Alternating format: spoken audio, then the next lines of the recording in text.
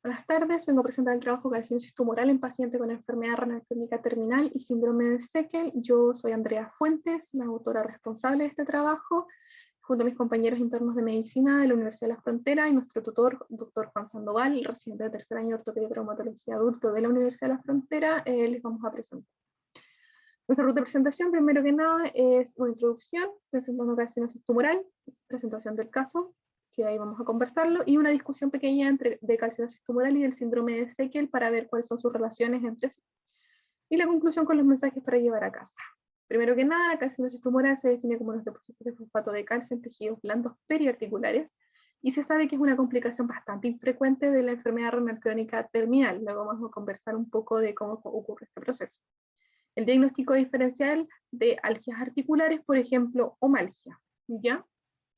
Y nuestro caso, que se presenta claramente a alguien con una omalgia, es un paciente masculino de 33 años con antecedentes de síndrome de Seckel y una enfermedad renal crónica en etapa 5 en peritoneodiálisis. El motivo de consulta, como ya veníamos avisando un poco desde antes, omalgia derecha de 6 meses de evolución, y a la anamnesis dirigida no pudimos recabar ningún antecedente de trauma ni síntomas asociados que puedan acompañar a este dolor. Al examen físico se encuentra un fenotipo concordante a la genopatía, que luego vamos a conversar cuál sería, y un leve edema a nivel del hombro derecho con un dolor al movimiento contra resistencia. Sin embargo, los rangos articulares se encuentran conservados y el neurovascular se encuentra sin alteración. El estudio imagenológico que se realizó en este paciente fue una ecotomografía con radiografía, TAC y resonancia, y en conjunto concluyeron que existía una tumoración por depósitos de calcio en la articulación acromioclavicular derecha. Aquí podemos ver en la imagen, este es el escáner que se tomó, donde se observa aquí, tenemos el húmero, la cabeza de la glenoides, la articulación acromioclavicular y la escápula. Y podemos ver aquí esta lesión de aspecto tumoral con imágenes calcificadas, hiperintensas en su interior, que pueden corresponder y que son compatibles con depósitos de calcio, y como vemos está en relación a la articulación acromioclavicular. La resolución de este paciente fue una resolución quirúrgica, donde se realizó una resección marginal de la lesión pseudotumoral, se extrajo la lesión completa, y no se encontró compromiso de la cápsula de la articulación del hombro, por lo tanto se regularizó la acromión y la clavícula distal con la colocación de un punto transóseo entre la clavícula y el coracoide.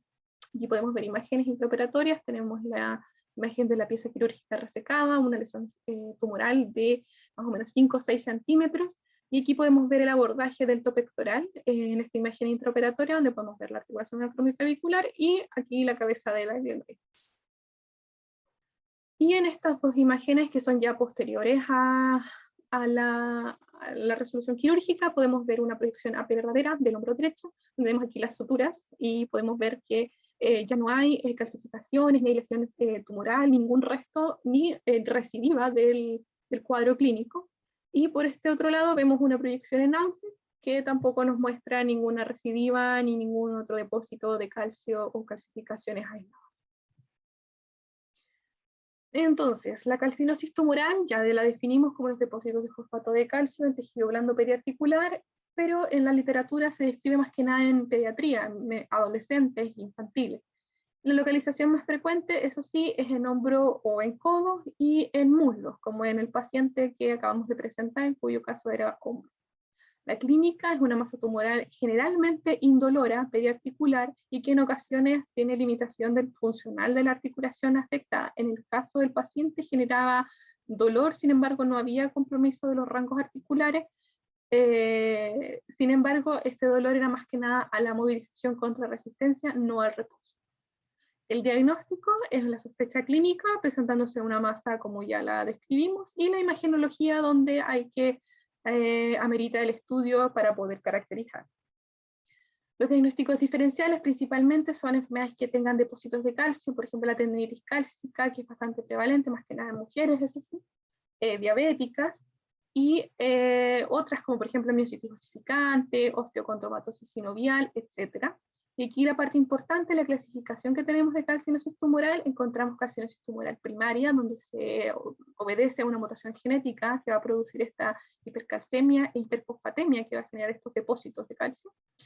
Y el otro lado, la calcinosis tumoral, que es secundaria, y esta sería secundaria al hiperparatiroidismo, que resulta de una enfermedad renal crónica. Se va a generar al final esta misma hipercalcemia, hiperfosfatemia, pero debido a este desbalance hidroelectrolítico que va a generar esta enfermedad renal, esta falla renal.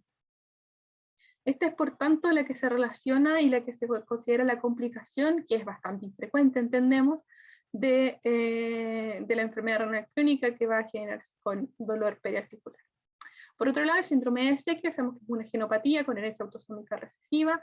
3 locus se han reportado en los cromosomas 3, 18 y 14, y la clínica, aquí no incluimos ninguna imagen, ya que el paciente solicitó no fotografiarse, y al mismo tiempo en internet no pudimos encontrar ninguna imagen de un paciente adulto, todos pediátricos, por lo tanto se decidió no incluir.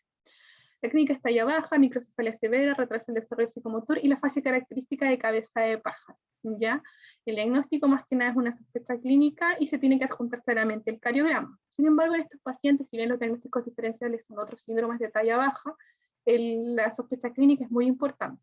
Y si bien sabemos que hay un compromiso osteomuscular con luxaciones de cadera, hiperplasia del peroné, etc., no hay evidencia en la literatura que la relacione con un aumento de los depósitos de calcio, o sea, con calcinosis tumoral.